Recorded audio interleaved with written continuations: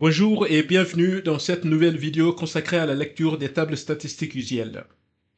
Dans les deux précédentes vidéos, je vous ai présenté la méthode de lecture de la table de la loi normale centrée réduite 0,1 et de la table de la loi de Qui 2.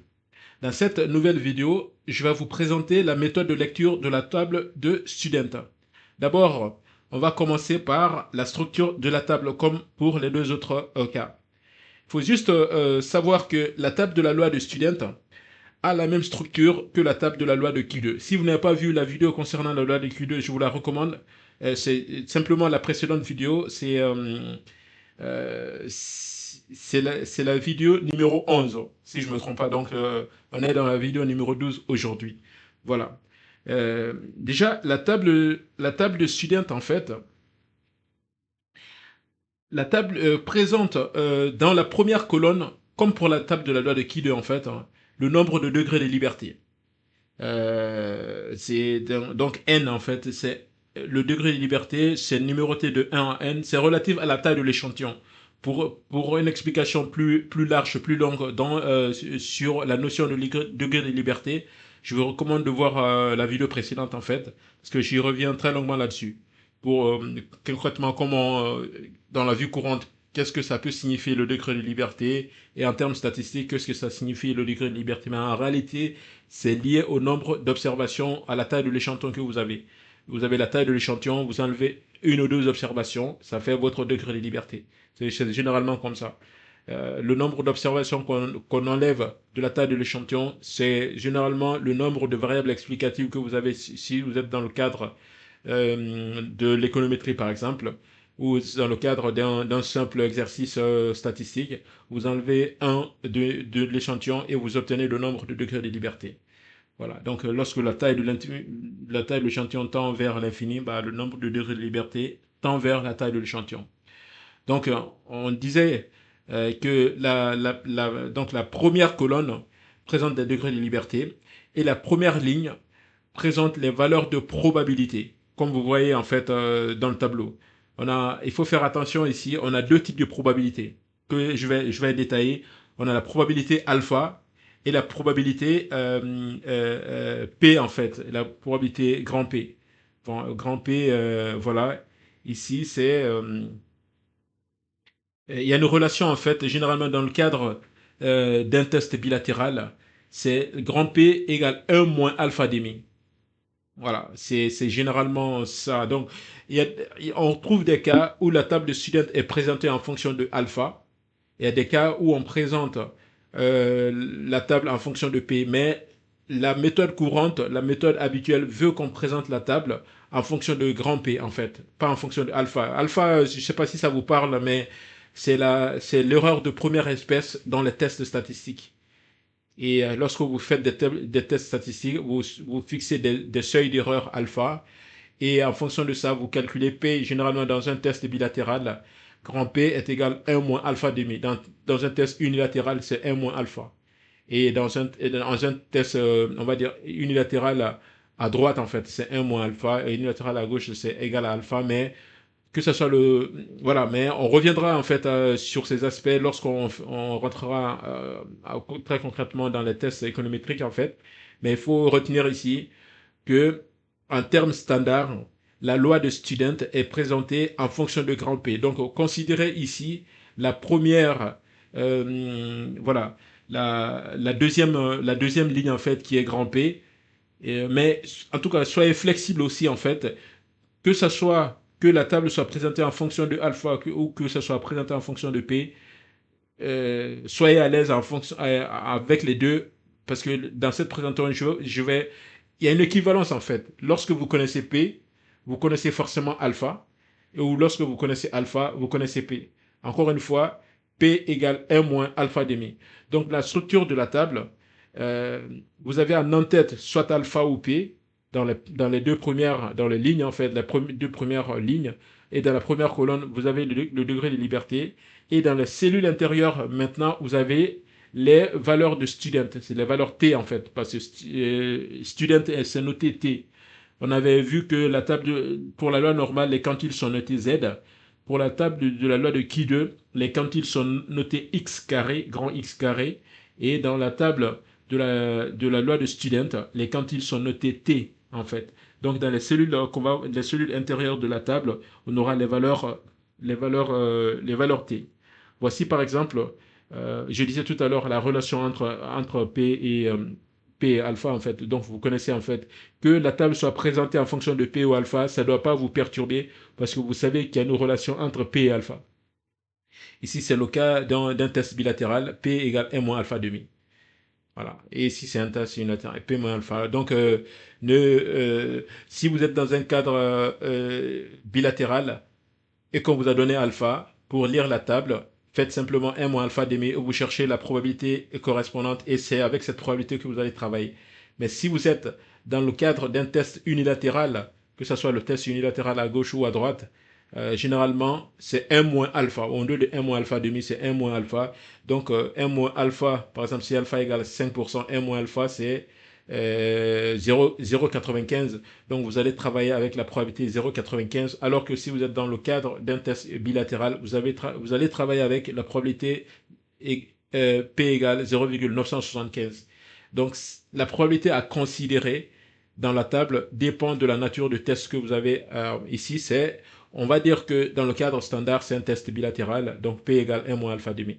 Encore une fois, je répète, quand vous avez une table statistique de student devant vous, la première chose que vous devez savoir, est-ce que la table est présentée en fonction de alpha ou c'est présenté en fonction de P. Une fois que vous avez cette information, la lecture de la table est maintenant peut se faire sans problème. Maintenant, étant donné qu'on a vu la structure de la table, on va compléter justement, voilà, je disais que dans la cellule intérieure, on a les valeurs de student. Voilà, comme vous pouvez le voir par exemple, je prends la première cellule intérieure, par exemple 4,160, 4,165. Ici, c'est la valeur de student correspondant au degré de liberté n égale à 1 et à la probabilité p égale 0,925 ou alpha égale à 0,150. Mais donc, ça veut dire que si vous connaissez, encore une fois, comme pour la table de la loi de Kidde, en fait, a priori, le degré de liberté est connu. Généralement, l'information qui manque, c'est souvent la probabilité P ou alpha ou le student, le quantile student. Donc, c'est une des deux informations qui est souvent à déterminer. Sinon, lorsque vous connaissez la taille de l'échantillon, bah, vous connaissez en fait, vous pouvez exploiter la table directement. Donc, je vais vous donner un autre exemple. On vous dit que la probabilité égale à 0,97. Donc, on vous donne P, grand P égale 0,97. Et on vous donne que le degré de liberté égale à 18. À quoi égale le quantile Q2 le quantile de student, pardon. Je répète, probabilité 0,97, degré de liberté 18. À quoi égale le quantile T2? Bah, vous faites le croisement entre 0,97 ici, voilà, qui est la probabilité que je vous ai donnée, et le degré de liberté 18 ici. Au croisement entre les deux, vous avez 2,007. Donc vous avez répondu à la question. Lorsque le degré de liberté est connu et que la probabilité est connue, bah, vous avez dans les cellules intérieures directement la probabilité P. Voilà. Et on peut faire le chemin inverse. On vous dit que le nombre de degrés de liberté est égal à 18, le quantile est égal à 2,007. À quoi égale la probabilité P? Ou bien je vais encore complexifier la situation. À quoi égale alpha? Quel est le seuil d'erreur que vous avez choisi pour ce test? N égale à 18, T égale à 0,7, et ben vous regardez dans la colonne 0,97. Pour 0,97, quelle est la valeur alpha correspondante? C'est 0,06, tout simplement. Donc voilà, sachez voilà, trouver cette technique-là pour naviguer dans la table, que ce soit pour déterminer les valeurs dans la cellule intérieure ou pour déterminer les valeurs dans les entêtes. Voilà un peu la structure de la table de la loi de Kidde. S'agissant de l'aperçu général, ben, je n'ai présenté qu'un aperçu en fait, hein, mais sinon il y a des tables plus grandes. Par exemple, ça c'est par exemple un exemple de tables de student un peu plus garnies en fait, où on a toujours moins, parce on a que 20 observations, mais il y a des tables plus larges que ça. Mais regardez sur Internet, tapez loi de student et vous trouverez des tables plus garnies que ça en fait. Donc vous avez des informations, beaucoup plus d'informations. En tout cas, vous avez beaucoup plus d'informations dans cette table que ce que j'ai présenté dans le slide en fait. Donc voilà, vous avez les quantiles dans la cellule intérieure, vous avez P ou alpha dans les deux premières colonnes et vous avez le degré de liberté dans les deux premières lignes, j'allais dire alpha et P dans les deux premières lignes et dans la première colonne, vous avez le degré de liberté N. Maintenant, c'est ça qu'on pouvait dire par rapport à la structure de la table de student. S'agissant maintenant de l'exploitation de la table, on a toujours deux cas. Soit on veut déterminer le quantile T lorsque la probabilité P et le degré de liberté sont connus. Donc en termes d'exemple, je dis alpha égale à 0,05. Ok, je n'ai pas donné P ici, mais j'ai donné 0,05. Donc j'ai complexifié. Mais si vous avez bien compris l'explication que je viens de donner, ça ne pose aucun problème. Parce qu'il y a une correspondance entre alpha et P. Voilà. Donc j'aurais pu donner P en fait. Mais donc si alpha égale 0,05, avec la formule que je vous ai donnée, vous connaissez P parce que P égale 1 moins alpha demi dans le cadre d'un test bilatéral. Mais focalisons-nous sur les données de cet exercice parce qu'on a tout ce qu'il faut pour répondre à la question. Alpha égale 0,05, n égale à 19, t égale à combien? Je reviens dans la table et donc je considère la ligne alpha. Je suppose que ma table est présentée en fonction de alpha et donc je trouve la valeur 0,05 et je place 19 dans la colonne correspondant à n, c'est-à-dire au degré de liberté. Au croisement des deux, je trouve 2,093. Donc la valeur t qui m'est demandée, c'est ce qui est égal à 2,093, pardon. Donc, et la probabilité P correspondante, en fait, c'est 0,975. Ça va de soi, en fait, puisqu'il y a une correspondance entre alpha et P. Voilà, donc pour revenir à la question, donc si alpha égale 0,05, alors P égale 1 moins alpha demi, donc 0,975, pour n égale à 18, donc on trouve T, le quantile student, égale à 2,093. Donc j'espère que vous avez compris cette démarche, c'est-à-dire lorsque vous connaissez la probabilité P ou vous connaissez alpha et que vous connaissez le nombre de degrés de liberté, vous cherchez tout simplement le quantile T dans les cellules intérieures. C'est aussi simple que ça. Maintenant, on va prendre le deuxième cas. S'il s'agit de déterminer la probabilité, cette fois la probabilité P, on n'a pas dit alpha, on a dit la probabilité P, on pouvait dire alpha aussi en fait, mais on demande de déterminer la probabilité P lorsque le quantile T et le degré de liberté sont connus. Donc voilà, c'est ça l'exemple. T égale 2,878, N égale à 18. À quoi égale P? Là encore, en fait, on fait le chemin inverse. Vous placez d'abord N égale à 18, vous cherchez dans la ligne correspondant à n égale à 18, vous cherchez 2,878 et vous remontez la ligne vous remontez la colonne pour retrouver la valeur d'en-tête correspondant à P. C'est ce qu'on va faire ici. Donc, dans le tableau, j'ai placé 18 et je parcours la ligne correspondant à 18 et je vais trouver effectivement la valeur 2,878 et je remonte en fait dans la cellule intérieure, j'ai trouvé alpha. En fait, alpha, c'est 0,10, mais j'aurais pu en réalité, ce qui a été demandé, c'est P. Donc, j'aurais pu me limiter à 0,975. Que je fournisse alpha ou P, en fait, j'ai déjà répondu à la question puisqu'il y a une correspondance, une relation de correspondance entre alpha et P. P égale 1 moins alpha demi, etc., etc. Voilà. Ou P égale 1 moins alpha dans le cadre d'un test unilatéral. Voilà. Donc lorsque T égale 2,878, N égale à 18, alpha égale 0,010, donc P égale 1 moins alpha demi égale 0,975. Donc on a tout ce qu'il faut pour répondre à cette question. Donc on a traité les deux cas. On a généralement que ces deux cas en fait. On n'a pas d'autres cas en fait. C'est déterminer P lorsque T est connu. On va dire que le degré de liberté est connu d'office en fait. Ça, ce n'est pas le problème.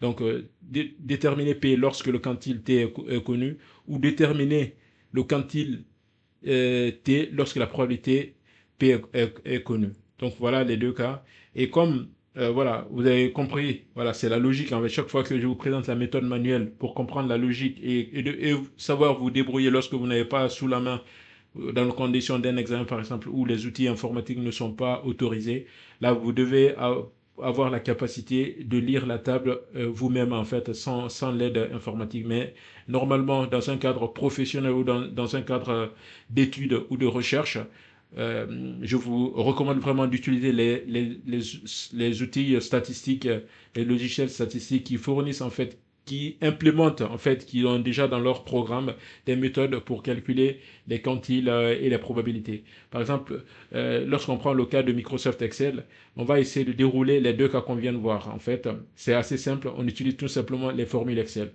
Par exemple, lorsqu'il s'agit de déterminer le quantile T, lorsque la probabilité P est connue, alors vous posez cette formule tout simplement. C'est loi.student.inverse.bilatéral. On est dans le cadre d'un test bilatéral et vous mettez alpha. Voilà, ce qui est intéressant ici justement, c'est qu'avec avec le logiciel Microsoft Excel, vous ne donnez pas P comme pour la loi de Ki2 qu'on a vu tout à l'heure. Pour la loi de Ki2, il fallait donner la valeur grand P en fait, P majuscule.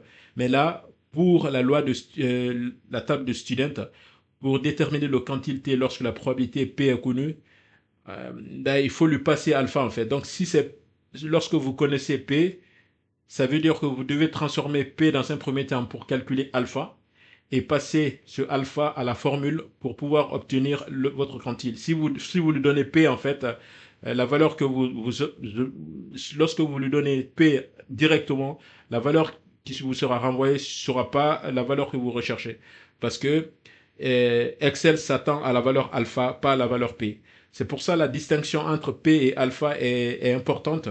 Encore une fois, alpha, c'est le seuil d'erreur que vous fixez et P, c'est 1 moins alpha demi dans le cadre bilatéral. Donc, si vous avez alpha, bah, il faut refaire la transformation. Si vous avez P, pardon, si vous avez P, refaire la transformation, tirer la valeur de alpha à partir de la relation P égale 1 moins alpha demi. Lorsque vous avez la valeur alpha, vous le mettez dans cette formule et DDL, ici dans la formule, correspond au nombre de degrés de liberté, tout simplement.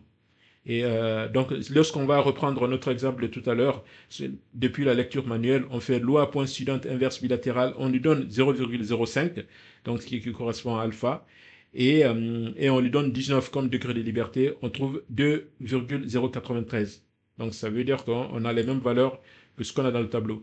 Alpha égale 0,0550, voilà, et n égale à 19, on a trouvé 2,093. Donc, le logiciel et le tableau donnent la lecture manuelle, j'allais dire, donnent les mêmes valeurs. Maintenant, on va prendre le deuxième cas dans lequel il s'agit de déterminer la probabilité P lorsque le quantile T est connu. Bien entendu, le degré de liberté est toujours connu d'office, comme je l'avais dit.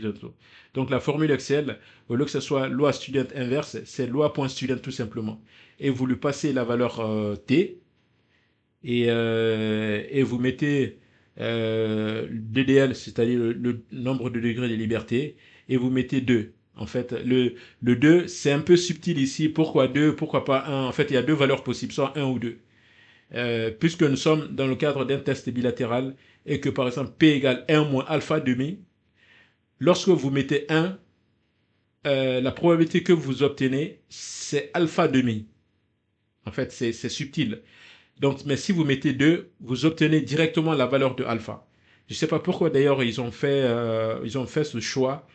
On n'a pas, de mon point de vue, mettre 2 et 1 ici. On devait automatiquement donner la valeur de alpha, en fait, pas alpha demi ou quoi que ce soit. Mais bon, c'est le choix de l'outil Microsoft Excel de donner deux paramètres, soit 1, soit ou 2. Si c'est 1, vous obtenez alpha demi. Si c'est 2, vous obtenez alpha au complet.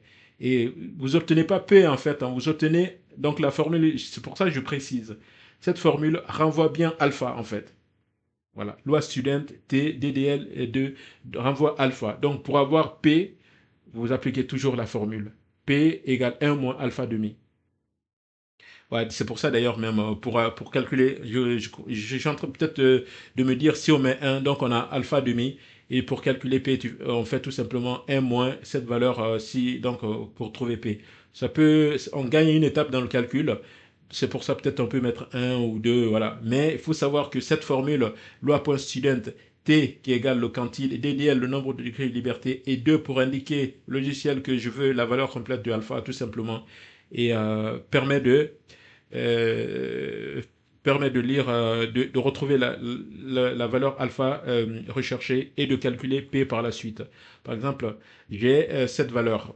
Loi student 2.878, ça c'est la valeur T. 18 c'est le nombre de degrés de liberté et 2 c'est le paramètre pour dire alpha, pas alpha demi mais alpha en fait. Et on trouve alpha égale 0,010. Voilà. Et maintenant, bah, au final, si je fais la même lecture dans la table, je recherche 18 et je recherche 2,878 et je trouve alpha égale 0,010. Donc on trouve la même valeur et ce qui correspond à P égale 0,975, ce qui est la valeur demandée. Donc j'espère que cette explication est claire dans le cadre qu'on utilise un logiciel statistique comme Excel ou qu'on utilise la lecture manuelle, et qu'il s'agisse en fait de déterminer T ou de déterminer P ou alpha, il faut que, voilà, n'hésitez pas à revoir la vidéo plusieurs fois pour faire la distinction entre alpha et P. Mais pour moi, alpha et P, c'est la même chose. La connaissance de l'un implique la connaissance de l'autre. Donc, quand on dit déterminer P, si c'est la valeur P que vous recherchez et que vous avez, le calcul vous donne alpha, ben, faire ta transformation avec la relation P égale alpha diminué pour trouver P. Donc, pour moi, il n'y a pas de blocage à ce niveau pour dire non, je connais que alpha et je ne peux pas déterminer P. Non, on n'a pas cette logique. Et en fonction de la table aussi, si c'est une lecture manuelle que vous faites et que la table est présentée en fonction de alpha alors que vous voulez lire en fonction de P, ben, il faut savoir qu'il y a une relation entre alpha et P. P égale 1 moins alpha demi. Donc pour moi, tout devrait être clair. Que la table soit présentée en fonction de alpha ou en fonction de P, vous devez pouvoir vous en sortir en fait. Voilà un peu ce qu'on pouvait dire par rapport à la table de la loi de Student. Et il nous reste une autre vidéo en fait pour clôturer la lecture des tables statistiques UGL en économétrie. C'est la lecture de la table Fisher. Donc on s'arrête là pour aujourd'hui et dans la prochaine vidéo, je vais vous présenter la lecture de la table Fisher. Donc à tout de suite ou à bientôt pour la prochaine vidéo.